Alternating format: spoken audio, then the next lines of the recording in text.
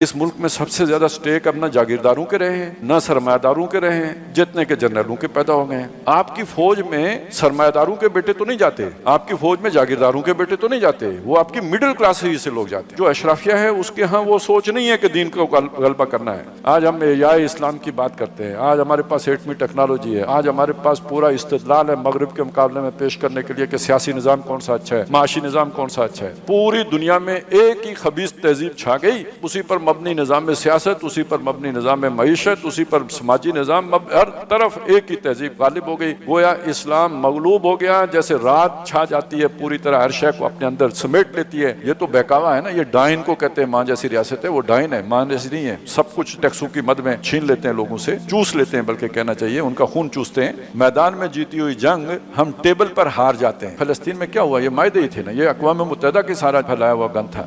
فارکلیت آئے گا، اس کے 1000 سال کے بعد وہ جو پرانا ابلیس ہے وہ یاجوج ماجوج کے لشکر لے کے قدسیوں کے شہروں پہ ٹوٹ پڑے گا۔ یہ ہے وہ جو یاجوج ماجوج کے ساتھ اس زمانے کا تعلق۔ نحمدہ ونصلی علی رسولہ الکریم، اما بعد فاعوذ باللہ من الشیطان الرجیم، بسم اللہ الرحمن الرحیم۔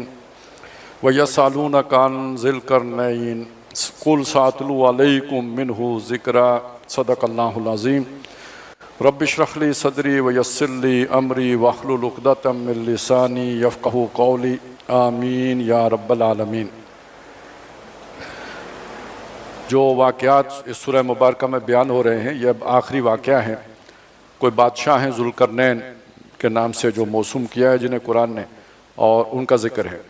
ذوالقرنین کا جو معنی کیا گیا ہے وہ یہ کہ 2 سینگوں والا۔ کرن ویسے سینگ کو بھی کہتے ہیں، زمانے کو بھی کہتے ہیں، لیکن یہ کہ یہ کوئی بادشاہ، جو ایک خیال ہے وہ یہ کہ یہ ایران کے بادشاہ تھے، قیخورس جو مشہور ہے، سائرس یا قیخورس، اور انہوں نے 2 ملک جمع کر کے موجودہ ایران کی بنیاد رکھی تھی۔ یہ آج سے کوئی 2700-2800 سال پہلے کا واقعہ ہے۔ تو وہ چونکہ 2 ملک جوڑے تھے تو اس کی مناسبت سے جو اپنا تاج بنایا تھا اس کے اوپر 2 سینگ لگا لیے تھے، تو ذوالقرنین کے طور پر یہ مشہور تھے۔ اچھا، یہودیوں کے ساتھ ان کا معاملہ کیا تھا؟ وہ یہ ہوا تھا کہ جب یہ بالکل بچپن میں ان کے کوئی انقلاب آیا، ان کا پورا خاندان قتل کر دیا گیا۔ ایک کوئی غلام تھا جو اس بچے کو اپنے ساتھ لے کے جنگل میں نکل گیا، اور یہ وہ زمانہ تھا کہ جب بنی اسرائیل جو ہے نا وہ عراق میں قید کی زندگی بسر کر رہے تھے، تو جنگل میں اسی طرح کوئی نبی یا کوئی نیک آدمی جو ہے وہ بھی اپنے مشکل دن کاٹ رہا تھا۔ تو یہ اس نبی کی یا اس نیک آدمی کی صحبت میں رہے تو ان کے کردار اور اوصاف جو ہے نا وہ اس کے زیر تربیت پروان چڑھے ان کا کردار، اور بعد میں انہوں نے آ کے نہ صرف اپنا ملک فتح کیا بلکہ یہ کہ اس کو دگنا بھی کر دیا، 2 ملک جمع کر کے وہ بنا لیا۔ اور یہی وہ بادشاہ ہے کہ جس نے پھر عراق پر حملہ کیا تھا، اور یہودیوں کا موسن بنا بئی مانا کہ اس نے دوبارہ جا کے انہیں یروشلم میں آباد ہونے کی اجازت دی تھی۔ یہ تو تاریخی طور پر ایک واقعہ ہے، یعنی سائرس ہی وہ شخص تھا، قیخورس ہی۔ اور ایک رائے یہ ہے کہ وہی در حقیقت ذوالقرنین بھی تھا۔ بعض لوگوں نے اسکندر اعظم کی بات بھی کی ہے، لیکن اس پر وہ باتیں فٹ نہیں آتی جو قرآن مجید نے اس کے متعلق کی ہیں۔ یہ کوئی صاحب ایمان شخص تھا، اللہ پر ایمان رکھنے والا نیک بادشاہ تھا، جبکہ اسکندر اعظم کا تو آپ کو معلوم ہے جو کچھ بھی وہ تھا۔ اچھا، اب یہ جس سلسلے میں یعنی جو ترتیب ہے واقعات کی، اصحاب کہف سے ہم چلے تھے، ذوالقرنین پہ پہنچ گئے۔ اصحاب کہف کون ہیں؟ مفلوق الحال، مجبور و مقہور، مظلوم، اور جن کے پاس نہ کوئی طاقت، ایمان بچانے کے لیے انہیں غار میں پناہ لینا پڑا ہے۔ اور ذوالقرنین کون ہے؟ صاحب ایمان بادشاہ ہے، قوت ہے، اقتدار ہے، تسلط ہے، سلطنت ہے۔ تو گویا یہ اشارہ کر دیا گیا کہ اگر ایک وقت جیسے نبی صلی اللہ علیہ وسلم غار ہرا سے نکلے، پھر غار ثور سے ہوتے ہوئے ایک وقت فاتح کی حیثیت سے مکے میں داخل ہوئے، درجہ بدرجہ بات وہاں تک پہنچی، تو وہ تو ایک زندگی میں ہو گیا۔ لیکن جو اسلام کی نشت ثانیہ ہوگی، یہ رات چھا جائے گی، اور رات کے بعد جو دوبارہ صبح آئے گی تو وہ درجہ بدرجہ ہوگی۔ بلکہ یہ رات چھا جائے گی سے مجھے یاد آیا کہ میں آپ کے سامنے کم از کم یہ بات بھی رکھ دوں کہ اگر یہ پورا دیکھیں نا، آدم علیہ السلام سے لے کے جو پوری تاریخ ہے، اس کے درمیان یہ آیا نا وَإِذْ قُلْنَا لِلْمَلَائِكَةِ اسْجُدُوا لِآدَمَ، تو پوری تاریخ کو اگر آپ دیکھیں تو نبی صلی اللہ علیہ وسلم سے جو پیچھے کی تاریخ ہے اسے قرآن مجید جو یہ قرآن یعنی ہدایت کی جو روشنی ہے اسے چاند سے موسوم کرتا ہے۔ کَلَّا وَالْقَمَرِ وَاللَّيْلِ إِذْ أَدْبَرَ وَالصُّبْحِ إِذَا أَسْفَرَ، یہ سورہ مدثر میں آپ کو 3 آیات ملیں گی۔ اس کا ایک معنی یہ کیا گیا ہے کہ نبی صلی اللہ علیہ وسلم سے پہلے جو ہدایت کی جو روشنی تھی وہ چاند کی چاندنی کی مانند تھی. عیسیٰ علیہ السلام پر آ کے وہ رک گیا, وہ چاند بھی جو ہے نا چمکنا رک گیا, اور اس کے بعد یہ 600 سال کا جو ہے نا فترت کا زمانہ ہے, یہ گویا رات ہے, لیکن اب وہ رات پیٹھ موڑ رہی ہے. وَاللَّيْلِ إِذْ أَدْبَرَ, اب وہ رات واپس جا رہی ہے. وَالصُّبْحِ إِذَا أَسْفَرَ, اب صبح طلوع ہو رہی ہے. اب یہ جو ہے نا سراج منیرہ جناب محمد رسول اللہ صلی اللہ علیہ وسلم کی جو ہے رسالت, وہ سورج کی مانند طلوع ہو رہی ہے. اچھا یہ جگمگائے گی, لیکن پھر اس کے بعد یہ اس کی بھی ڈلوان ہے. اب وہ جو ڈلوان جو بالکل دن رات میں ڈلا ہے, وہ جا کے کب ہوا؟ وہ سورہ انشقاق کا مضمون ہے کہ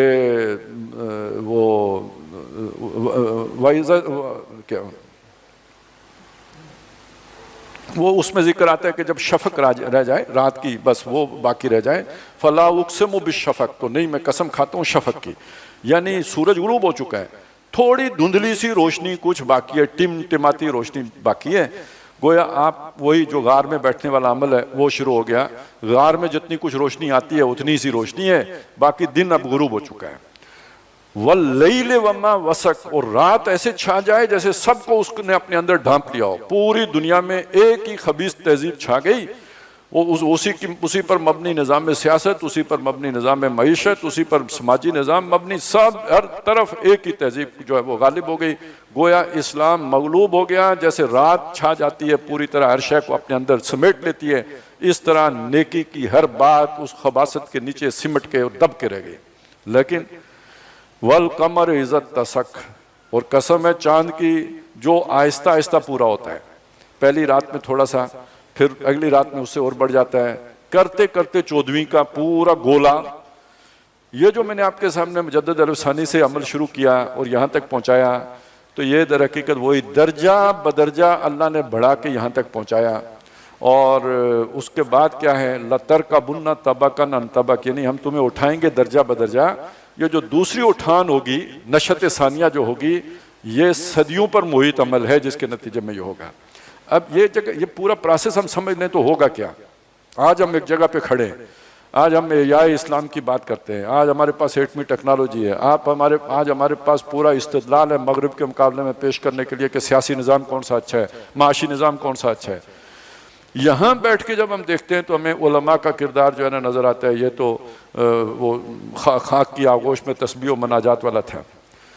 لیکن اگر آپ اس پورے پروسیس کو سامنے رکھیں تو اس وقت اس کے علاوہ کوئی چارہ نہیں تھا. اگر اس وقت وہ عمل نہ کیا جاتا تو یہ جو بعد میں یہ بڑی بڑی جو شخصیات پیدا ہوئی ہیں جن کا میں نے ذکر کیا, علامہ اقبال ہوں یا مولانا مودودی ہوں, یا یہ بھی نہ ہوتے, پھر کدھر سے آتے ہیں؟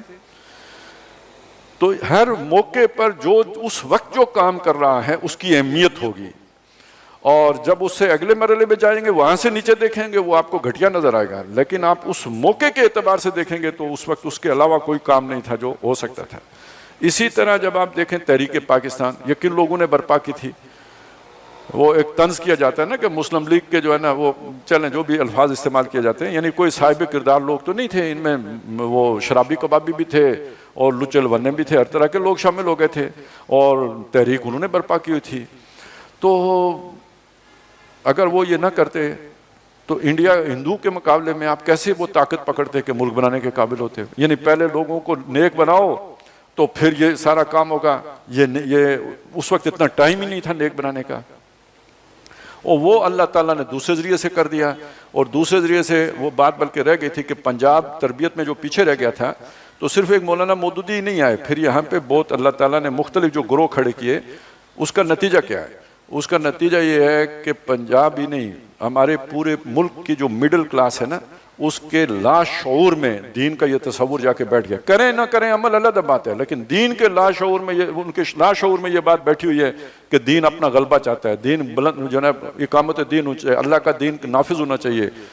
اور اب اس پہ ایک بات اور سمجھ لیں, اشرافیہ آپ کی ایک علیحدہ, وہ جو بھی یہاں کے لینڈ لارڈ تھے اور جاگیردار تھے یا پھر وہی سرمایہ دار بن گئے, وہ ایک علیحدہ کلاس ہے. آپ کی فوج میں سرمایہ داروں کے بیٹے تو نہیں جاتے, آپ کی فوج میں جاگیرداروں کے بیٹے تو نہیں جاتے, وہ آپ کی مڈل کلاس سے لوگ جاتے ہیں. تربیت ان کی وہ ہو جاتی ہے, ظاہر ہے وہ آپ ابٹاباد میں جائیں گے یا جس بھی کالج میں, وہ پھر کرتے کرتے انہیں اس رنگ میں ڈالتے ہیں ضرور, لیکن یہ کہ وہ جو ہے نا وہ جاتے نیچے سے، بعد میں ان میں خواہش پیدا ہو جائے لینڈ لارڈ بننے کی تو ایک الگ بات ہے، پھر وہ کرپشن بھی کریں گے. اور جو پیدائشی سونے کا چمچ لے کے پیدا ہو اس کا لالچ کم ہوتا ہے، محروم جو ہوتا ہے اس کا زیادہ ہوتا ہے، وہ بات الگ ہے. لیکن اس کے بھی وہ جو اشرافیہ ہے اس کے ہاں وہ سوچ نہیں ہے کہ دین کو غلبہ کرنا ہے. لیکن یہ جو مڈل کلاس ہے اس کے تحت شعور میں وہ سوچ موجود ہوتی ہے، کسی نہ کسی درجے میں موجود ہوتی ہے. اور یہ اب اللہ کی طرف سے ہوا کہ اس ملک میں سب سے زیادہ سٹیک اب نہ جاگیرداروں کے رہے ہیں نہ سرمایہ داروں کے رہے ہیں، جتنے کے جنرلوں کے پیدا ہو گئے ہیں. تو انہوں نے تو اپنے سٹیج کے لیے بھی ملک بچانا ہی ہے. تو اگر انہوں نے ایٹم بم فرض کریں اپنے لیے بھی بنایا ہو، ساتھ وہ کہیں دبی ہوئی سوچ بھی ہو، تو جب مشکل وقت آتا ہے تو انہیں بھی لا الہ الا اللہ یاد آتا ہے قوم کو جگانے کے لیے، اٹھانے کے لیے. ابھی جیسے آپ نے مئی کے اس میں دیکھا، وہ دین کا اس طرح ایک جو ہے نا، بلکہ اب وہ ریورس ہو گیا سارا کام ہی. مشرف کے دور میں ایسی صورت بنی تھی کہ فوج کے اداروں کے اندر جتنی بھی اکیڈمیاں ہیں یا ان کے تربیتی جو کالجز ہیں ان کے اندر آپ دو قومی نظریے کی اور نظریہ پاکستان کی بات نہیں کر سکتے تھے. وہاں پہ گامدی صاحب کا طوطی بولتا تھا اور وہ اس پوری فکر کو ایک یعنی وہ کہتے تھے یہ ساری دہشت گردی نے اس سے جنم لیا ہے اور یہ تو ہماری اسلاف میں ملتی ہی نہیں. یہ پہلا شخص جو ہمیں نظر آتا ہے یہ بدعت ایجاد کرنے والا وہ شاہ ولی اللہ ہے اور بعد میں مودودی صاحب اور علامہ اقبال، انہوں نے یہ فتنہ پیدا کر دیا ہے. یہ سوچ تھی، یہی ان کو پڑھائی جا رہی تھی. لیکن یہ کہ اب اس میں بہت بڑی تبدیلی آ گئی ہے. معلوم ہوا کہ اس سوچ کے ساتھ تو اب زندہ ہی نہیں رہ سکتے، مقابلہ کیسے کریں گے دشمن کا. تو اب وہ بالکل ریورس ہو گیا ہے. اب دو قومی نظریے کی بات شروع ہو گئی ہے. آیتیں پڑھی جا رہی ہیں جی. ہم نے تو وہ دور بھی دیکھا ہے قل هو اللہ احد بھی کسی کو نہیں آتی، سورہ اخلاص سے بھی محروم طبقہ حکمران تھا. اب آیتیں پڑھی جاتی ہیں، پوری جو ہے نا وہ صورتیں پڑھی جاتی ہیں. تو یہ فرق پڑ گیا ہے وہی. لیکن ہو رہا ہے درجہ بدرجہ. اللہ تعالیٰ جو ہے نا درجہ بدرجہ اس طرف لے کے جا رہے ہیں. پہنچنا کہاں ہے؟ اسلام کے اقتدار تک، ذوالقرنینی دور تک، وہاں تک جانا ہے. یعنی اسلام یہ جو دوبارہ شروع ہوا تو یہ اصحاب کہف سے ہی چل کے پہنچا، اقتدار تک پہنچے گا. اب اس کی دہلیز پہ پہنچ گئے. یہ پچھلے سارے مراحل گزر چکے، اب وہ اقتدار کا مرحلہ باقی ہے اور بہت نزدیک ہے. بلکہ قومی اقتدار تو قائم ہو چکا، اب اس میں اسلامی رنگ کا داخل ہونا باقی ہے. اس لیے میں نے مثال دی تھی موسیٰ علیہ السلام کی کہ موسیٰ علیہ السلام نے ایک نئی قوم پیدا نہیں کی. جو پہلے سے موجود قوم تھی، اچھے برے جیسے بھی تھے، ان سب کو ساتھ لے کے تو انہوں نے انہیں آزادی دلوائی، سیاسی آزادی دلوائی. تو تب جا کے ممکن ہوا کہ وہ فلسطین کے اندر اقتدار حاصل کریں. وَيَسْأَلُونَكَ عَنْ ذِي الْقَرْنَيْنِ، یہ آپ سے ذوالقرنین کے بارے میں پوچھتے ہیں. قُلْ سَأَتْلُو عَلَيْكُمْ مِنْهُ ذِكْرًا، ان کو بتائیے کہ اس کے بارے میں اس کا کچھ احوال میں آپ کو سناتا ہوں، سارا نہیں کچھ سناتا ہوں. مِنْهُ ذِكْرًا إِنَّا مَكَّنَّا لَهُ فِي الْأَرْضِ، ہم نے اسے زمین میں غلبہ عطا کیا تھا، بادشاہی دی تھی. وَآتَيْنَاهُ مِنْ كُلِّ شَيْءٍ سَبَبًا، اور اس کو ہم نے تمام اسباب جو بھی اقتدار کے اسباب ہوتے ہیں، طاقتیں وہ اسے مہیا کیے تھے. فَأَتْبَعَ سَبَبًا، تو اس نے ایک مہم کے لیے تیاری کی، یعنی ایک کوئی علاقہ فتح کرنے کے لیے اس نے جو ہے نا وہ اپنے سامان جو ہے نا وہ جنگ جمع کیا. حتیٰ اذا بلغ مغرب الشمس، یہ اگر ایران سے چلے ہیں مغرب کی طرف چلے ہیں تو یہ ترکی کی جانب گئے ہوں گے. اور عام طور پہ یہ ایران کی جو فتوحات کا سلسلہ ہوتا تھا تو یہ قسطنطنیہ تک جاتا تھا. اور مولانا ابوالکلام کی رائے یہی ہے کہ وہ ترکی تک انہوں نے فتح کیا، اس قسطنطنیہ تک. حتیٰ اذا بلغ مغرب الشمس، یہاں تک کہ جب وہ سورج غروب ہونے کی جگہ پہ پہنچے.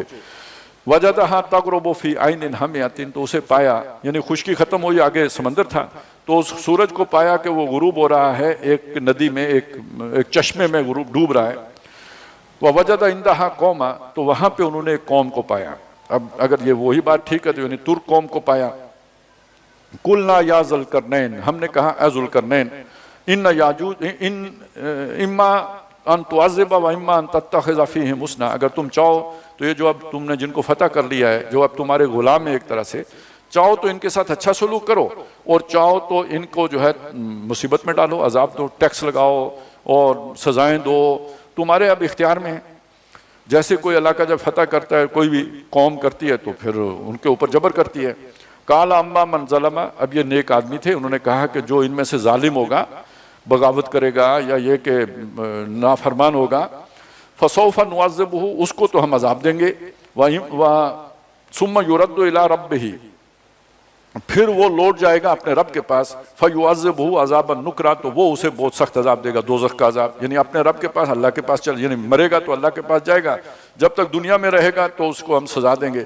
وہ سزا یعنی ایک یہ بھی تو ہو سکتی ہے نا کہ اگر وہ کافر ہے تو جزیہ دینا پڑے گا اسے. وَأَمَّا مَنْ آمَنَ، اور جو ایمان لے آئے گا، اللہ کو مانے گا، وَعَمِلَ صَالِحًا نیک اعمال کرے گا، فَلَهُ جَزَاءً الْحُسْنَى، تو اس کے لیے آخرت میں تو اچھا بدلہ ہے ہی ہے. وَسَنَقُولُ لَهُ مِنْ أَمْرِنَا يُسْرًا، ہم بھی اپنا جو بھی آرڈیننس نافذ کریں گے، جو قانون سازی کریں گے اس کے اندر اس کے لیے آسانی رکھیں گے. یعنی جو ٹیکس ہم دوسری قوموں پر لگائیں گے، کافروں پہ لگائیں گے، وہ ٹیکس اس مسلمان کے اوپر جو ایمان لائے گا نہیں لگائیں گے. ثُمَّ أَتْبَعَ سَبَبًا، پھر انہوں نے ایک اور مہم کی تیاری کی. ظاہر ہے اس میں وقت گزرا ہوگا، سال 2 سال 6 سال، ایک اور مہم کی. حتیٰ اذا بلغ مطلع الشمس، یہاں تک کہ جب وہ پہنچے سورج طلوع ہونے کی جگہ پہ. اور اس سے مراد لیا گیا کہ بلوچستان کی طرف آئے ہیں اور یہ جو ہے نا مکران کے ساحل تک پہنچے، آگے پھر سمندر آ گیا. تطلع علی وجدہا تطلع علی قوم، انہوں نے دیکھا سورج کو، پایا کہ وہ طلوع ہو رہا ہے ایک ایسی قوم پر، لم نجعل لہم من دونہا سترا، کہ جو نہیں پاتی اس کے مقابلے میں اپنے لیے کوئی ستر، کوئی چھاؤں. یعنی اس کا توجہ یہ کی گئی، مراد یہ لی گئی ہے کہ اس وقت تک اس علاقے میں لوگوں کو چھت ڈالنے کا طریقہ معلوم نہیں تھا. وہ باڑا سا بنا لیتے تھے، اسی میں رہائش رکھتے تھے، حفاظت اس حد تک تو تھی، لیکن یہ کہ آسمان کے اوپر کے مقابلے میں جو سورج آتا تھا یا بارش آتی تھی، چھت ڈالنے کا بھی طریقہ نہیں آیا تھا. تو ایک ایسی قوم کو پایا کہ جو چھتوں کے بغیر گھر بنا کے رہتے تھے. کذالک، یوں ہی ہے، وَقَدْ أَخَذْنَا بِمَا لَدَيْهِ خُبْرًا، یعنی اور اس کا یوں ہی ہے کہ مطلب یہ ہے کہ ان کے لیے بھی وہی آرڈیننس تھا کہ جو اگر ایمان لائیں گے تو ان کے لیے جو ہے نا تخفیف رکھی جائے گی، اور نہیں لائیں گے تو ان کو ذرا کوئی جزیہ وغیرہ دینا پڑے گا. وَقَدْ أَخَذْنَا بِمَا لَدَيْهِ خُبْرًا، اور اس کی تمام جو خبریں تھیں وہ ہم نے سب ہمارے پاس، ہمارے قابو میں تھی، یعنی ہم تک پہنچ چکی تھیں. ثُمَّ أَتْبَعَ سَبَبًا، پھر انہوں نے ایک اور سفر کی تیاری کی. اب یہ سفر ہے جسے زیادہ اہمیت دی گئی ہے. حتیٰ اذا بلغ بین السدین، یہاں تک کہ جب وہ پہنچے 2 پہاڑوں کے درمیان. اب آپ ایران سے 2 طرف کے سفر کر لیا آپ نے، تو جو باقی سفر رہ گیا تو وہ اب اگر یہ جو عام طور پہ مراد دیا گیا ہے کہ یہ جو آذربائیجان اور یہ آگے جو پہاڑی سلسلہ ہے، کوکیشین ماؤنٹین جو ہیں، وہ اس طرف انہوں نے سفر کیا. تو یہ جو انہی پہاڑوں کے درمیان ایک جگہ پہ معاملہ یہ ہوا کہ ان کی ملاقات ہوئی کچھ ایسے لوگوں سے. بین السدین وجد من دونہما قوما، جہاں انہوں نے پایا ایک قوم کو، لا یکادون یفقہون قولا، جو بات نہیں سمجھتے تھے، یعنی ان کی زبان مختلف تھی. انہیں یہ اگر فارسی بولتے ہیں تو ان کو سمجھ نہیں آتی تھی.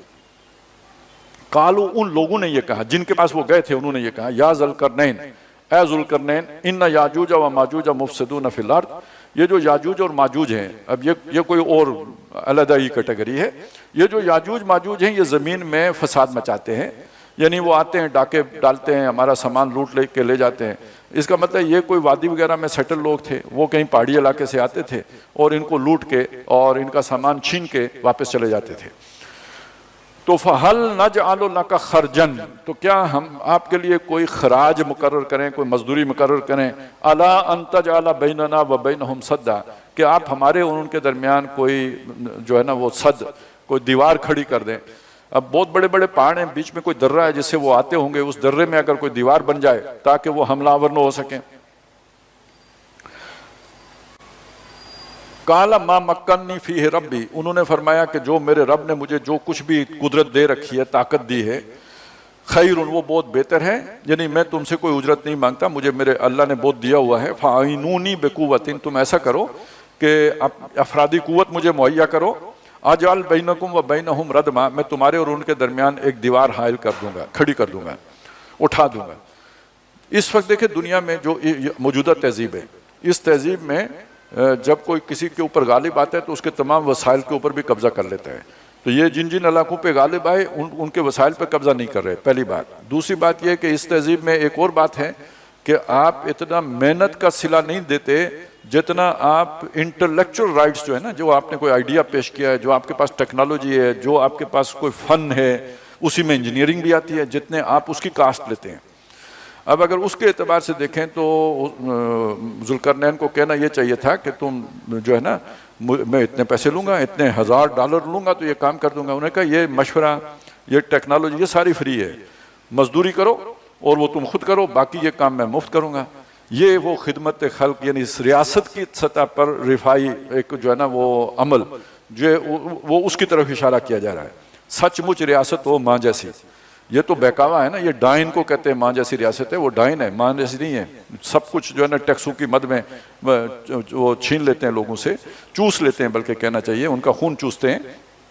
لیکن اصل ماں جیسی ریاست یا تو وہ ذوالقرنین کا جو جیسے معاملہ تھا, یا جیسے محمد رسول اللہ صلی اللہ علیہ وسلم نے مدینہ میں قائم کی تھی. ماں سے بھی بڑھ کر جو ہے نا وہ ریاست کا والی فکر مند ہوتا تھا لوگوں کی جو ہے نا ضروریات کے لیے.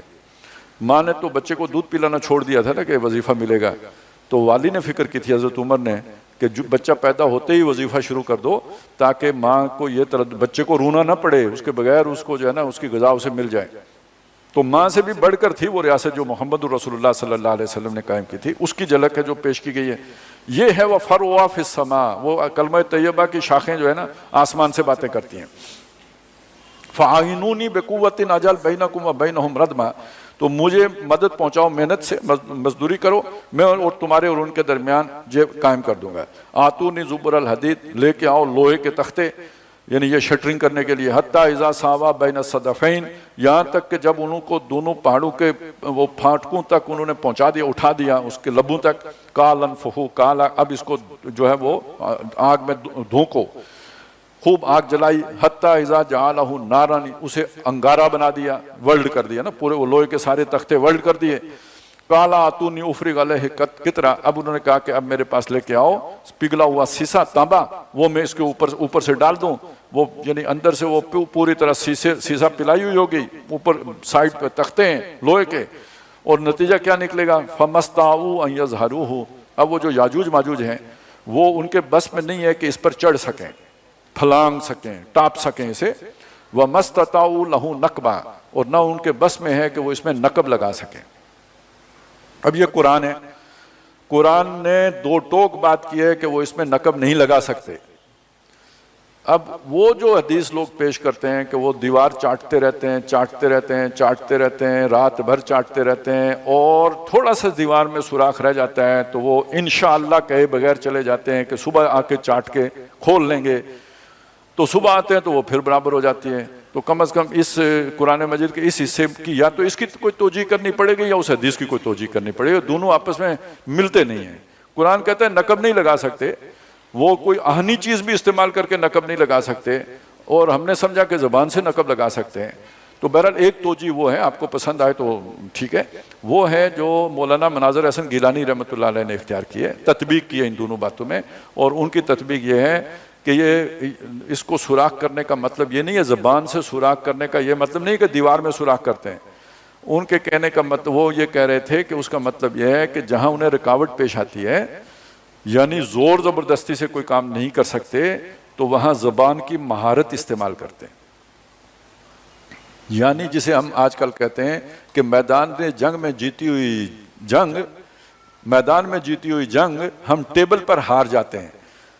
تو وہ آپ اگر بات آپ کو ساری تاریخ معلوم ہو ان اقوام کی جو اس وقت غالب آئی تھیں, تو یہ بات سمجھنا بہت آسان ہے کہ یہ در حقیقت الفاظ کے معاہدوں کے اس میں باندھ کے تو سارا نقصان کر دیتے ہیں. یہ فلسطین میں کیا ہوا, یہ معاہدے ہی تھے نا, یہ اقوام متحدہ کے سارا جو ہے نا وہ پھیلایا ہوا گند تھا.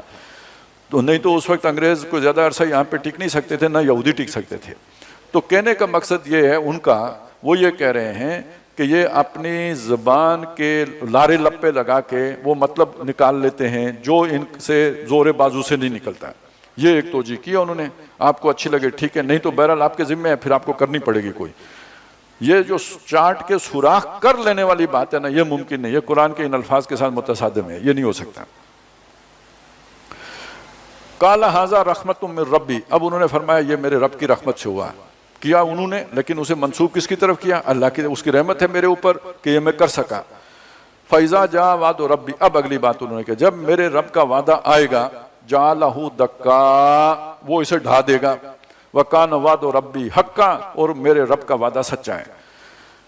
نبی صلی اللہ علیہ وسلم کے دور میں یہ دیوار کوئی گری ہوئی تو نہیں تھی پوری, لیکن آپ صلی اللہ علیہ وسلم نے ایک بات فرمائی ہے کہ یاجوج ماجوج کی دیوار میں سوراخ ہو گیا ہے, ان کے اثرات گویا آنا دنیا میں شروع ہو گئے ہیں.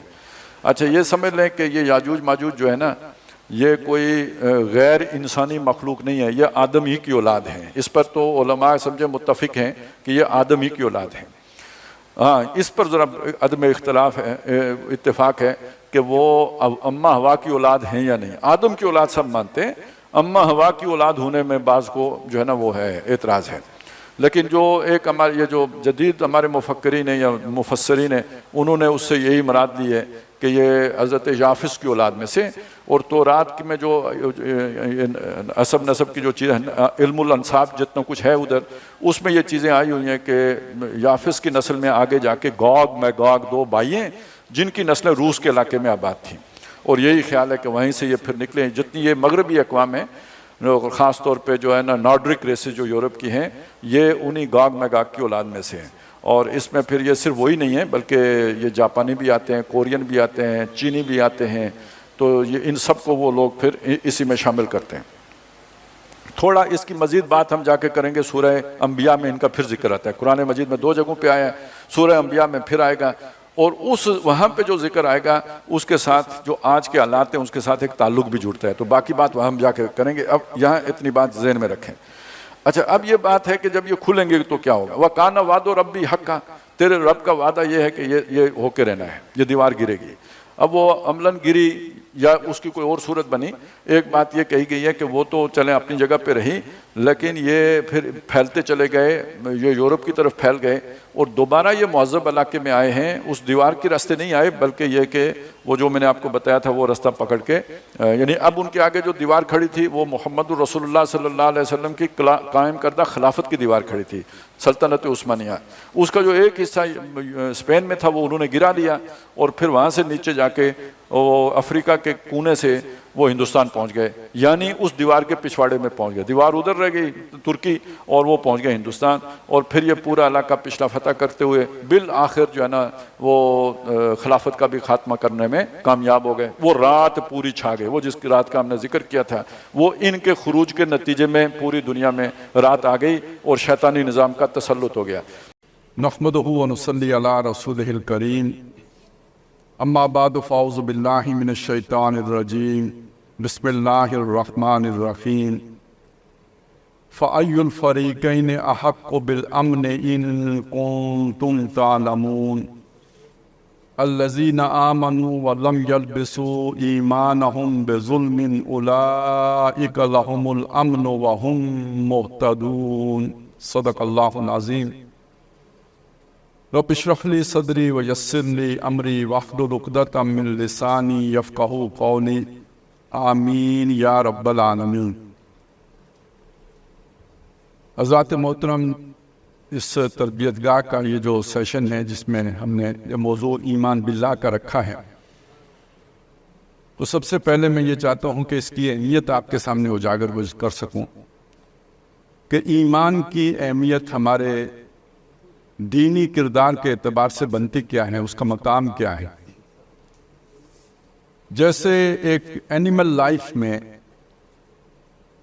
اس کے اینیمل انسٹنکٹس ہوتے ہیں کہ جو موٹیو بنتے ہیں لائف کے، اسی طرح ایک اخلاقی زندگی کے لیے، مورالٹی کے لیے، ایک ایتھیکل لائف کے لیے بھی کوئی موٹیوز درکار ہوتے ہیں، اور ظاہر ہے وہ ہمارے اینیمل انسٹنکٹس نہیں ہو سکتے، وہ ہے در حقیقت جسے ہم ایمان کہتے ہیں۔ ایمان باللہ، ایمان بالآخرہ، ایمان بالرسالت، در حقیقت وہ جذبہ محرکہ بنتا ہے کہ جو ہمیں تحریک دیتا ہے نیک اعمال کی، نیک زندگی کی، اچھی زندگی کی، یا جو ابھی آیات آپ کے سامنے تلاوت کی گئی ہے کہ وہ لوگ کہ جنہوں نے اپنی زندگیوں کو، دنیا کی زندگی کو آخرت کے عوض بیچ دیا ہے، ان پر لازم ہے کہ وہ اللہ کی راہ میں لڑیں۔ تو اب ظاہر ہے لڑنے کے لیے اپنی جان کو ہتھیلی پر لے کے نکلنے کے لیے کتنا سٹرونگ موٹیو درکار ہے۔ آپ سوچیں کہ اپنے ہی جو اینیمل انسٹنکٹس ہیں ان سے بھی لڑنا پڑے گا، کیونکہ وہ تو مزاحم ہوں گے کہ مرو مت۔ آدمی زندہ رہنا چاہتا ہے، ہر شے زندہ رہنا چاہتی ہے، ساری سٹرگل ہی زندگی کے لیے ہے، تو یہ تو اس کے بالکل اگینسٹ اسٹریم بات ہو گئی نا کہ ہم نے مرنے چلنا ہے، زندہ رہنے کے لیے نہیں چلنا، مرنے چلنا ہے، تو اس کے لیے کتنا سٹرونگ موٹیو درکار ہے۔ تو میں نے آپ کے سامنے ایمانیات ثلاثہ کا ذکر کیا کہ ایک بندہ مومن کے لیے یہ وہ محرکات ہیں کہ جو اسے نیک اعمال پر آمادہ کرتے ہیں یا ابھارتے ہیں یا اکساتے ہیں۔ یا چلاتے ہیں، لیکن آج ہم نے گفتگو صرف ایمان باللہ پر کرنی ہے. اور ایمان باللہ پر گفتگو کرنے سے پہلے میں یہ بھی چاہتا ہوں کہ لفظ ایمان کی بھی تھوڑی سی وضاحت ہو جائے. بہرحال لغت کا لفظ ہے، ایمان کا لفظ آتے ہی ہمارے ذہن میں کچھ اپنے خود ساختہ تصورات آ سکتے ہیں، تو میں یہ چاہتا ہوں کہ پہلے تھوڑا سا اس لفظ کی لغوی بحث کر لی جائے تاکہ اس کا اوریجن معلوم ہو جائے کہ اس کا مطلب کیا ہے. ایمان کس شے کو کہتے ہیں؟ یہ لفظ بنا ہے امن سے، وہی امن جس کے ہم متلاشی ہیں، جس کے مقابلے میں بے سکونی، بے اطمینانی، خلفشار، فساد کے الفاظ استعمال ہوتے ہیں. وہ امن، اس سے ایمان کا لفظ بنا ہے. امن ایک یوں سمجھے داخلی کیفیت ہے. جو شخص امن میں ہے وہ اسے کہیں گے اسے امن حاصل ہے، مامون ہے. اور ایمان اس میں ایک معنی ہے متعدی ہونے کا، دوسرے کو امن دینا. یعنی مومن اصل میں وہ ہے کہ جو دوسرے کو امن دینے والا ہے. یہ ہے اس کا لغوی مفہوم. لیکن اس میں پر جو جب کوئی پریپوزیشن لگتی ہے، لام کی لگے یا بے کی لگے، عام طور پہ یہ لگتی ہے، تو اس کا معنی بن جاتا ہے کسی شے کو کی تصدیق کرنا، کسی شے کو تسلیم کرنا، تصدیق کرنا. اب امن کا تعلق تصدیق کے ساتھ کیا ہوا؟ امن کا تعلق تصدیق کے ساتھ در حقیقت یہ ہوتا ہے کہ جب آپ کے سامنے کوئی شخص کوئی نیریٹو پیش کرتا ہے، کوئی بیانیہ پیش کرتا ہے، کوئی اپنا موقف پیش کرتا ہے، آپ اگر اس کی تصدیق کر دیتے ہیں تو لڑائی نہیں ہوتی، بحث نہیں ہوتی، کوئی جو ہے نا وہ ایکسچینج آف آرگومنٹس نہیں ہوتا. گویا جو اس نے بات کی آپ نے کہا بالکل ٹھیک ہے تو امن ہے، وہ بھی سکون میں ہیں، آپ بھی سکون میں ہیں. اس نے دعویٰ کیا ہی اس لیے تھا کہ آپ قبول کر لیں، اور اگر آپ اس کے دعوے کو رد کر دیں گے تو یہاں سے دو جو ہے نا متحارب قسم کے گروہ وجود میں آ جائیں گے. آپ ذرا تصور کیجئے کہ محمد رسول اللہ صلی اللہ علیہ وسلم نے مکے میں ایک دعویٰ پیش کیا. حضرت ابو بکر صدیق رضی اللہ تعالیٰ عنہ نے اس دعوے کو قبول کر لیا تو یہ دوست بن گئے، اور ابو جہل اور اس کے ساتھیوں نے اس دعوے کو قبول کرنے سے انکار کر دیا تو یہ دشمن بن گئے. تو بات شروع یہاں سے ہوتی ہے، تصدیق سے ہوتی ہے. دوستی یا دشمنی کی بنیاد یہاں سے پڑتی ہے. تو جب کسی نے کوئی دعویٰ کسی کے سامنے پیش کیا، اس نے اس کی تصدیق کر دی، گویا اس نے اس کو امن دے دیا، اس لیے وہ مومن ہے. میں صرف لغوی بحث آپ کے سامنے رکھ رہا ہوں. پھر اس میں ایک معنی جب اصطلاح میں آیا تو اس میں یہ اضافہ کیا گیا کہ ایک اس ایمان کا جزو ہے جو ظاہری ہے، جسے اقرار باللسان کہتے ہیں. یہ قانونی پہلو ہے، یہ شہادت ہے، یہ ظاہری بات ہے، اور اس کی بنیاد پر بندہ مسلم بنتا ہے، مسلمان بنتا ہے. اور ایک ایمان وہ ہے کہ جو تصدیق بالقلب کی گہرائی ہے، یعنی تصدیق آپ نے وہ کی جو دل کی گہرائی سے مانا. یہ وہ شے ہے کہ جو آپ کو بھی داخلی امن دیتا ہے، آپ کے دل کو سکون دے گا، آپ کو ذہنی یکسوئی دے گا، اور آپ کے خارج میں بھی اس کے نتیجے میں امن ہوگا، سکون ہوگا. آپ کے پڑوسی آپ کی اذیت سے محفوظ ہوگا. آپ کے اندر جب ایمان آ جائے گا تو آپ کے آس پاس ہر طرف امن جو ہے نا اس کی اظہار شروع ہو جائے گا. تو یہ ذرا امن، ایمان، میں نے چاہا کہ یہ چیزیں بھی ہمارے سامنے آ جائیں، اس لیے کہ عام طور پر ایمان کو ہم ڈیفائن کیے بغیر ہی فار گرانٹیڈ لے کے مان لیتے ہیں کہ گویا یہ شے تو ہمیں حاصل ہے. جیسے اللہ نے ہاتھ پاؤں دیے ہوئے ہیں ایسے ہی ہمیں ایمان بھی دیا ہوا ہے، جیسے اللہ نے 2 آنکھیں دی ہوئی ہیں ایسے ہی ہمیں ایمان بھی حاصل ہے. یہ بات ایسے ہے نہیں. وہ جو قانونی پہلو ہے اس اعتبار سے ایمان ہمیں حاصل ہے، اقرار باللسان کے اعتبار سے وہ تو چونکہ ہم مسلمانوں کے گھروں میں پیدا ہوئے اس لیے وہ ایمان ہمیں حاصل ہے. لیکن جو تصدیق بالقلب کا معاملہ ہے یہ کسب کرنا پڑتا ہے. جیسے اللہ نے عقل دی ہے یہ از خود ہمیں حاصل ہے، لیکن یہ کہ ڈگری حاصل کرنے کے لیے ہمیں محنت کرنی پڑتی. عقل نہ ہو تو ڈگری نہیں مل سکتی، لیکن یہ کہ ڈگری کے لیے ایک علیحدہ سے محنت بھی درکار ہے. اس کے بغیر آپ جو ہے نا وہ عقل مند بے شک ہوں، آپ کے پاس آپ اسپیشلائزیشن نہیں آئے گی.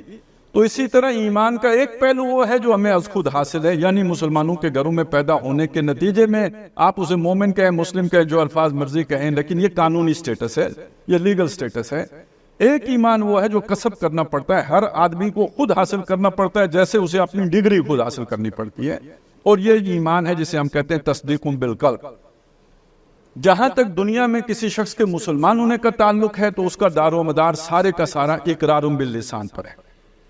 اہل سنت کا موقف ہے ہم اہل قبلہ کی تکفیر نہیں کرتے، اور جو ہماری طرح نماز پڑھے اور ہمارے قبلے کا استقبال کرے اور یہ کہ وہ جو ہے اس کو ہم مسلمان سمجھیں گے اور ہمارا ذبیحہ کھائے، یہ 3 شرطیں پیش کرتے ہیں، یہ مسلمان ہے، لیکن یہ دنیا میں ہے۔ آخرت میں جس ایمان سے بحث ہوگی وہ ہے کہ جو دل میں اتر چکا ہو، خواہ رائی کے دانے کے برابر ہی کیوں نہ ہو، ذرے کے برابر کیوں نہ ہو، لیکن وہاں نجات کی بنیاد تصدیقم بالقلب بنے۔ یہ 2 چیزیں ایمان کے حوالے سے ہمیں ہمیشہ مستحضر رہنی چاہیے۔ اب آ جائیں ایمان باللہ۔ اب آپ دیکھیے کہ انبیاء کے دعوے کو ایک طرف رکھیں، انسان کی اللہ نے ایک فطرت بھی بنائی ہے، اور اس فطرت کے اندر اللہ تعالیٰ نے کسی ایک پرفیکٹ بینگ کا تصور ضرور رکھا۔ جو انسان ہے نا وہ یہ چاہتا ہے کہ کوئی سپر نیچرل، کوئی بہت ہی پرفیکٹ قسم کا کوئی آئیڈیل اسے ملے۔ یہ علیحدہ بات ہے کہ وہ اپنی زندگی کے ابتدائی دور میں اس منصب کے اوپر اپنے والد کو رکھتا ہے بالعموم، لیکن جب تھوڑا بڑا ہو جاتا ہے اسے معلوم ہوتا ہے کہ نہیں، والد صاحب میں تو بہت سی کمیاں ہیں، پھر اب وہ کسی لیڈر کا قائل ہو جاتا ہے، وہ لیڈر جو اس سے بہت دور ہوتا ہے، اور چونکہ وہ اس کے قریب نہیں ہوتا، اس کی کمیوں اور کمزوریوں سے وہ واقف نہیں ہوتا، وہ لیڈر پیر کی صورت میں ہو، وہ کسی عالم دین کی صورت میں ہو، وہ کسی پولیٹیشین کی صورت میں ہو، وہ کسی قوم پرست رہنما ہو، لیکن وہ اسے آئیڈیلائز اسی طرح کر رہا ہوتا ہے جیسے اس نے کبھی اپنے والد کو آئیڈیلائز کیا تھا۔ سوال یہ ہے کہ یہ آئیڈیلزم کا یہ کانسیپٹ اس کے اندر آیا کہاں سے ہے؟ لیکن ابھی اس کی کوئی ایجوکیشن ہی نہیں ہوئی، ابھی اس نے دنیا دیکھی ہی نہیں، لیکن ایک آئیڈیل کانسیپٹ اس کے اندر موجود ہے پہلے سے۔ یہ کدھر سے آ گیا؟ یہ ہے کہ جسے قرآن مجید یہ کہتا ہے کہ ہم نے ہر انسان، جیسے حدیث میں آیا، ہر انسان فطرت سلیم پر پیدا ہوتا ہے، کل مولود یولد علی الفطرہ، اور قرآن مجید میں ہے فطرت اللہ التی فطر الناس علیہا۔ یہ انسان کے اندر اللہ نے اپنی معرفت، اپنی پہچان رکھ کر اسے دنیا میں بھیجا ہے۔ یہ ڈارمنٹ ہو جاتی ہے، جیسے ہماری باقی کیپیبلٹیز جو ہیں، پوٹینشیلٹیز جو ہیں، وہ ڈارمنٹ ہو جاتی ہیں اگر وہ ایکسرسائز نہ کی جائیں، اسی طرح یہ بھی ڈارمنٹ ہو جاتی ہے۔ لیکن اگر اس کے اوپر کوئی داغ دبے نہ پڑ گئے ہوں، پرورٹ نہ ہو گئی، صرف ڈارمنٹ ہوئی ہو، پرورٹ نہ ہوئی ہو، تو جب اس کے سامنے نبی کی دعوت آتی ہے تو اسے قبول کرنے میں دیر نہیں لگتی۔ دیکھنا تقریر کی لذت کہ جو اس نے کہا میں نے یہ جانا گویا یہی میرے دل میں ہے، بالکل یہ کیفیت آپ کو نظر آئے گی جیسے حضرت ابو بکر صدیق رضی اللہ تعالیٰ عنہ ایمان لائے، اور سورہ آل عمران میں اس کا نقشہ کھینچا گیا، ربنا اننا سمعنا منادیا ینادی للایمان ان آمنوا بربکم فآمنا۔ ہمارے رب، ہم نے سنا ایک آواز لگانے والے کو جو آواز لگا رہا تھا ایمان کی، تو ہم ایمان لے آئے، دیر نہیں لگائی۔ کوئی دیکھیے کوئی کنٹروورسی نہیں ہے، کوئی بحث نہیں ہے، کوئی آرگومنٹ نہیں ہے، جو ہی اس نے بات ہمارے سامنے رکھی ہم فوراً ایمان لے۔ اس بات کو سورہ نور میں یوں بیان کیا کہ یہ جو انسان کے اندر ہے، یہ انسان کے اندر اللہ تعالیٰ نے ایک نور رکھ دیا ہے۔ یہ جو میں نے آپ کے سامنے رکھا تھا نا، اللہ کی معرفت کا تصور انسان کے اندر موجود ہے، اس کو کہاں نور رکھا ہے۔ ایک نور وہ ہے جو خارج سے نبی لے کے آتا ہے، تو جب اس کے سامنے وہ نور آتا ہے مقابل میں تو وہ فوراً اسے قبول کر لیتا ہے۔ اس کی وہ جو اللہ نور السماوات والارض، اس کا آسمان اور زمین روشن ہو جاتا ہے۔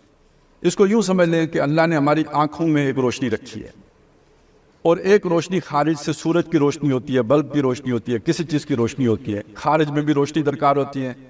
یہ دونوں روشنیاں مل کے ہمیں کوئی دیدار کراتی ہیں، ہمارے سامنے کوئی منظر آتا ہے جسے ہم دیکھتے ہیں۔ خدا نخواستہ باہر جو ہے چمکتا دمکتا سورج ہو اور ہماری آنکھوں میں بینائی نہ ہو، ہمیں کچھ نظر نہیں آئے گا، اور اگر ہماری آنکھوں میں بینائی ہو اور باہر گھپ اندھیرا ہو پھر بھی کچھ نظر نہیں آئے گا۔ یہی انسان کی فطرت اور رسالت کا آپس میں تعلق ہے۔ وہ جب نبی آئے، فَمَثَلُهُمْ كَمَثَلِ الَّذِي اسْتَوْقَدَ نَارًا، اس کی مثال ایسی ہے کہ جیسے ایک شخص نے آ کے آگ روشن کر دی، فَلَمَّا أَضَاءَتْ مَا حَوْلَهُ، جب اس آگ نے سارے ماحول کو روشن کر دیا، ذَهَبَ اللَّهُ بِنُورِهِمْ، اللہ ان کی بینائی لے گیا، اور وَتَرَكَهُمْ فِي ظُلُمَاتٍ، اور انہیں اندھیاروں میں چھوڑ دیا۔ یعنی پہلے اندھیارے تھے شرک کے، کفر کے، ضلالت کے، گمراہی کے، اور اس وجہ سے دکھائی نہیں دیتا۔ محمد رسول صلی اللہ علیہ وسلم نے وہ اندھیارے آ کے دور کر دیے، لیکن یہ کہ اب ان کی آنکھوں کی بنا یعنی وہ نور فطرت چلا گیا، اس وجہ سے نہیں دیکھ پا رہے۔ اس منظر کو ذہن میں رکھ کر سورہ نور کی وہ آیت نمبر 35 کا یہ حصہ آپ سامنے رکھیں، نورن علی نور، ایک نور اندر تھا، ایک نور اوپر سے آیا، یہ نور کے اوپر نور ہو گیا۔ اس نے وہ ویژن کلیئر کر دیا، لیکن یہ ویژن کس چیز کا کلیئر ہوا؟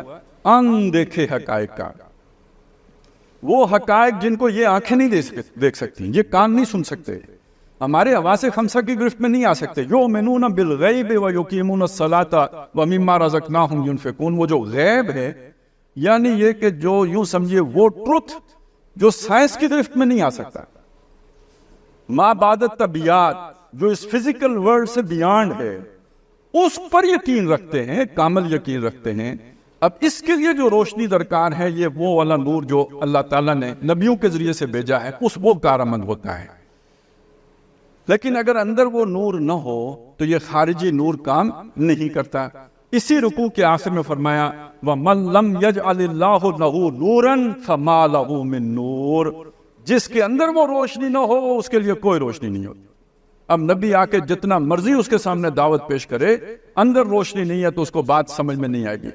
اس بات کو قرآن مجید نے کئی انداز میں، کئی اسالیب میں بیان کیا ہے۔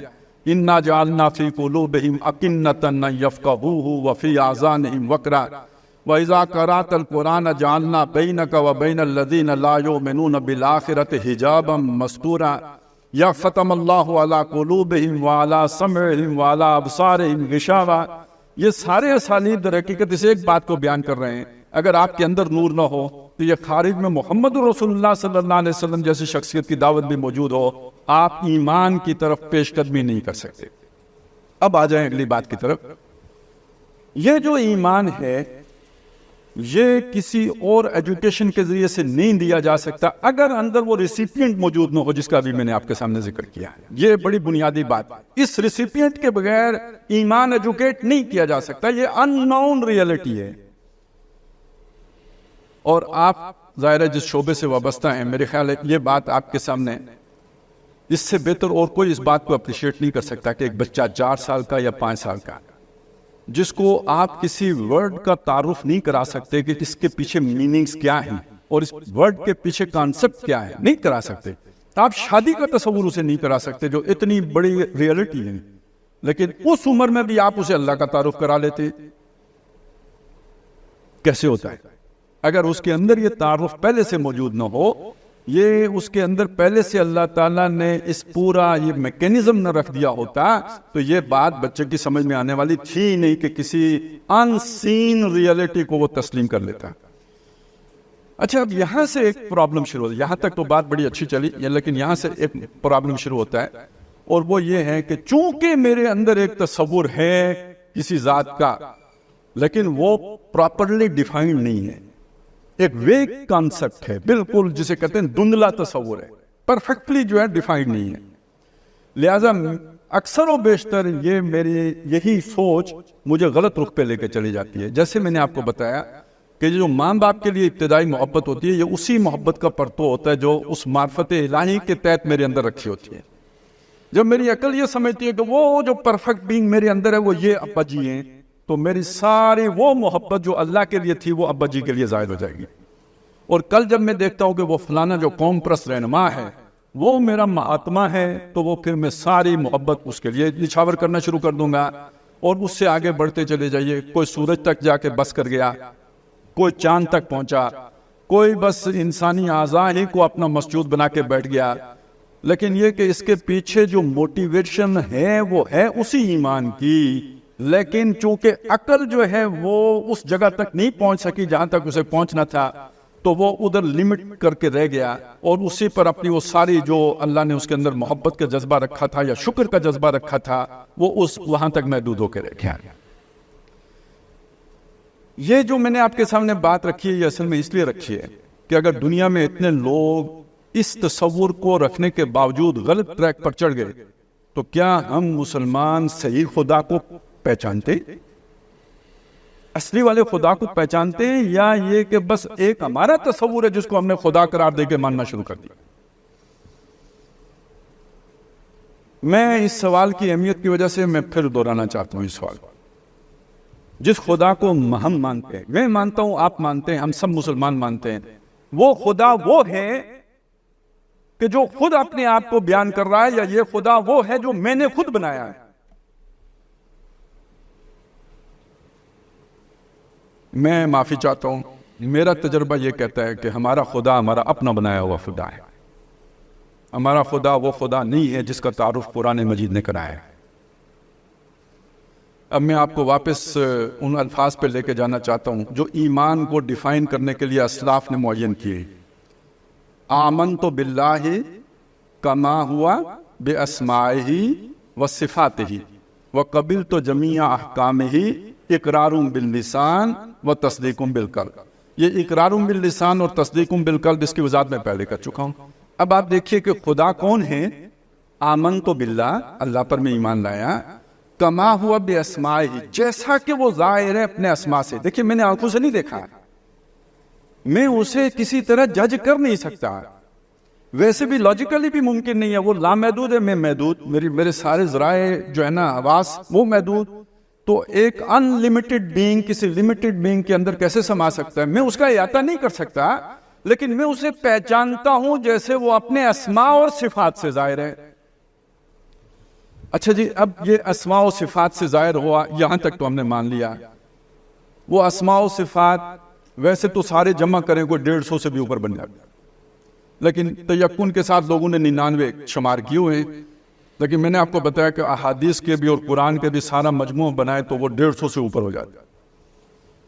اس کا مطلب یہ ہے کہ یہ جو تصور، یعنی کامل تصور تو ہمیں پھر بھی نہیں ہوگا، لیکن جو اجمالی درست تصور ہو سکتا ہے، یہ اللہ کے 158 یا 150 فنکشنز ہیں. یہ جنہیں ہم اسماء و صفات کہتے ہیں، یہ اس کی فنکشنز ہیں. وہ سارے فنکشن ہمیں معلوم ہوں گے تو اس کا کسی بھی درجے میں جو مطلوب تعارف ہے وہ ہمیں حاصل ہوگا. اگر وہ فنکشن ہم نہیں جانتے، دیکھیں نا، آگ ہے، آگ کا ایک کام ہے کہ وہ ہمارے لیے کھانا گرم کرنے کے کام آتی ہے، لیکن یہی آگ ہمیں ٹھنڈک کے دوران گرم کرنے کے کام بھی آتی ہے نا. اب بالفرض میں ایک ایسا آدمی ہوں، گرم علاقے میں رہتا ہوں، میں کھانا تو پکا لیتا ہوں آگ کے اوپر، لیکن مجھے یہ نہیں پتا کہ جب سردی لگے تو چولہے میں لکڑیاں جلا کے تو پھر میں آگ سیک بھی سکتا ہوں، یہ نہیں پتا. تو مجھے آگ کا پورا تعارف ہے یا ادھورا تعارف ہے؟ وہ بندہ مجھ سے زیادہ جانتا ہے آگ کے بارے میں جو آگ کے سارے کام کو اس سے لیتا ہے. باقی اس سے آگے آگ سے جو ہے نا ریل کا انجن بھی چلایا جا سکتا ہے وغیرہ وغیرہ. تو یہ ساری صفات آگ کے اندر جمع ہیں، اور آگ کا پورا تصور وہ ایک انرجی ہے. یہ تب معلوم ہوگا جب میں اس کی ساری جو ہے نا فنکشنز کو جانتا ہوں. اب یوں سمجھ لیجئے اللہ کے چلیں 99 فنکشنز ہیں، تو وہ ذرا اس کے ایٹریبیوٹس ہیں، اس کے صفات ہیں. جب تک ہم ان سب سے کچھ واقف نہیں ہوں گے، اللہ سے واقف نہیں ہو سکتے. اب مسئلہ یہ ہے کہ ہم نے سب سے پہلے اللہ کو پہچانا اپنے تصور کے مطابق. اچھا، یہ جو اپنے تصور کا مجھے یاد آتا ہے تو ایک بہت پرانا کوئی فلسفی تھا، سقراط سے بھی پہلے زمانے کا، یونان کا فلسفی تھا. اس نے یہ بات اس زمانے میں کہی کہ اگر گدھے اور گھوڑے کوئی خدا کا تصور کر سکتے ہوتے تو اپنی جیسی ہی کسی ہستی کا کرتے. اس کا مطلب کیا ہوا کہ ٹھیک ہے ذرا اپنے سے برتر بنا لیتے، لیکن وہ بناتے گھوڑا بناتا اور گدھا جو ہے وہ گدھا بناتا. تو آج ہم انسانوں نے خدا کو جو کچھ بھی بنایا ہے اپنے اس محدود تصور کے گرد بنایا ہے. تو پلیز اپنے اس خود ساختہ خول سے نکلیے. اگر اللہ کو پہچاننا ہے تو پھر قرآن کے آگے سر تسلیم خم کرنا پڑے گا. وہ تعارف ہے جو اللہ اپنا خود کرا رہا ہے. اب مجھے یہ مجھے نہ بتائیں، آپ خود سوچ لیں کہ کوئی فرد اللہ کا بہتر تعارف کرا سکتا ہے یا اللہ خود اپنا تعارف بہتر کرا سکتا ہے؟ موٹی سی بات ہے. تو اللہ نے اپنا تعارف کہاں پیش کیا ہے؟ اللہ کی پہچان کی سب سے بڑی کتاب قرآن مجید.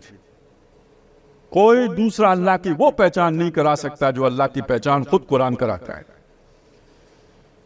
سب سے بڑی ہدایت یہی ہے کہ ہم اللہ کو پہچانیں خود اس کے کلام کے ذریعے سے. تو اب جب ہم وہاں پہ جاتے ہیں تو ہم سب سے پہلی بات پہ دیکھتے ہیں، جیسے سورہ فاتحہ میں آتا ہے رب العالمین. دیکھیں اللہ نے خود اپنے بارے میں سب سے پہلی بات جو کہی ہے وہ کیا ہے؟ रब्बुल आलमीन। अब इस रब के लफ्ज को एक तरफ रख लीजिए थोड़ी देर के लिए। अब जब हम इस लफ्ज को लेंगे, मैं और आप लेंगे रब, तो हम देखेंगे दुनिया में रब का माना लफ्ज किन किन इस्तेमालात में इस्तेमाल होता है। हम देखते हैं जी कोई शख्स होता है घर का, घर वाला, तो हम कहते हैं रब्बुद्दार, ये घर का। रब्बुल माल, माल वाला, तो यानी जिसका जो मालिक है ना, तो वो मालिक का कॉन्सेप्ट ये लफ्ज दे रहा होता है। तो फिर हम कहेंगे रब्बुस समावात वल अर्द, वो भी मालिक है और आसमानों और जमीन का मालिक है। रब का लफ्ज एक और मानी में भी इस्तेमाल हमने उसका देखा है कि जो आपकी जरूरतें पूरी करे वो भी रब है, तरबियत करने वाला भी रब है। अब इस एतबार से भी आपको ये भी अल्लाह के साथ जोड़ना पड़ेगा, नशो नमा देने वाला, बढ़ोतरी देने वाला, जो आपके अंदर उसने काबिलियतें रखी हैं उनको परवान चढ़ाने वाला, वो भी है। और ये रब का लफ्ज एक और मानी में इस्तेमाल भी होता है। फिरौन ने किया है अना रब्बुकुमुल आला, तो उसने इस मानी में तो नहीं किया कि तुम्हें पैदा मैंने किया है, उसने इस मानी में तो नहीं किया कि मैंने आसमान और जमीन बनाए हैं, उसने इस मानी में तो नहीं किया कि तुम्हें रिस्क में देता हूँ, उसने इस मानी में तो ये लफ्ज इस्तेमाल नहीं किया कि ये दरिया में चलाता हूँ। उसने ये लफ्ज किस मानी में इस्तेमाल किया? तुम्हारा हुक्मरान में हूँ, हाकिम में हूँ, बादशाह में हूँ। तो इस रब के अंदर ये लफ्ज भी आ गया या नहीं, ये मफहूम भी आ गया या नहीं आ गया?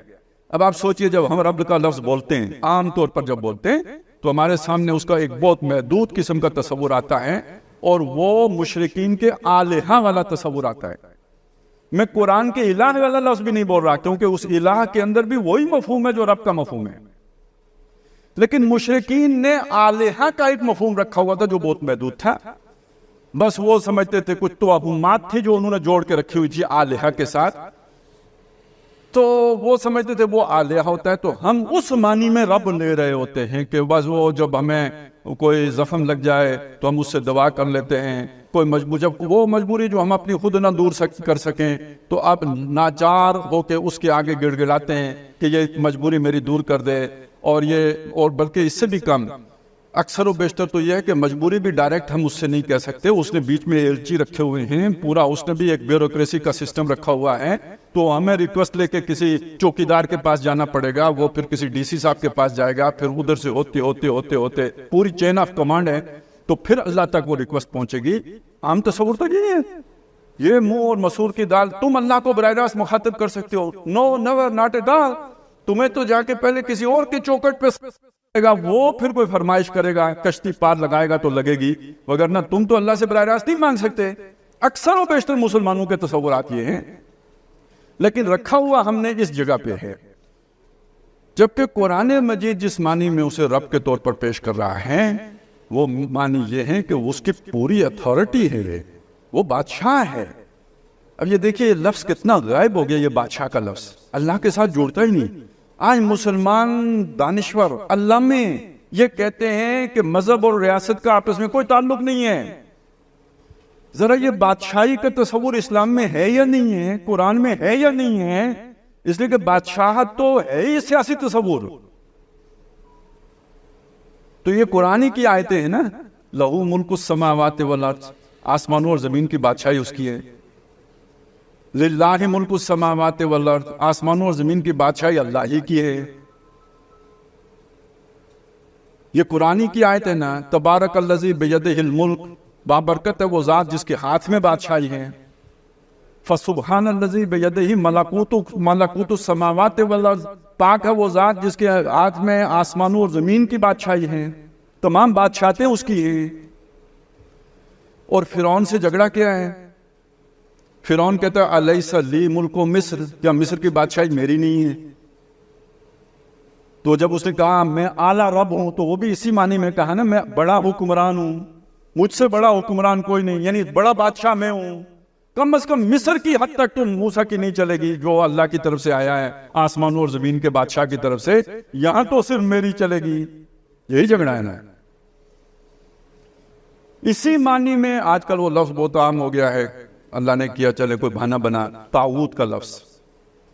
हर वो शख्स या इदारा जो अपनी ये अथॉरिटी मनवाए कि जो मैं कहूं वो माना जाए, वो ताऊत है। इस मानी में आज़र, इस मानी में नमरूद, इस मानी में फिरौन, ये ताऊत है। इस मानी में काब बिन अशरफ ताऊत है।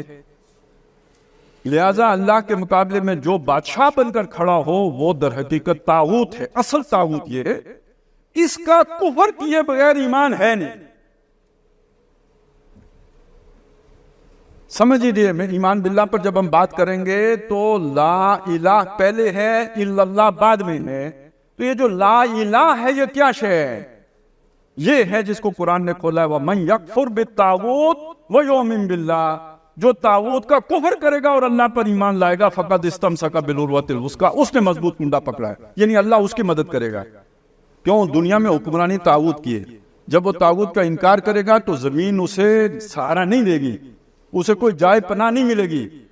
وہ اب فرعونوں اور نمرودوں کے سینگوں پہ ہوگا. اب اسے کوئی کنڈا چاہیے جو اسے مضبوط، جسے وہ پکڑ لے. وہ اب اصل میں اللہ کی مدد اب اس کے شامل حال ہو گئی، کیونکہ اللہ کے باغیوں کو اس نے چیلنج کیا ہے. اس کے بغیر اللہ کی مدد نہیں آئے گی. تو اب آپ دیکھیں کوئی دنیا میں ملک ایسا ہوتا ہے جو بادشاہت کے بغیر ہو، جہاں کوئی لا آف دا لینڈ نہ ہو، جہاں کوئی قانون کسی کی بھی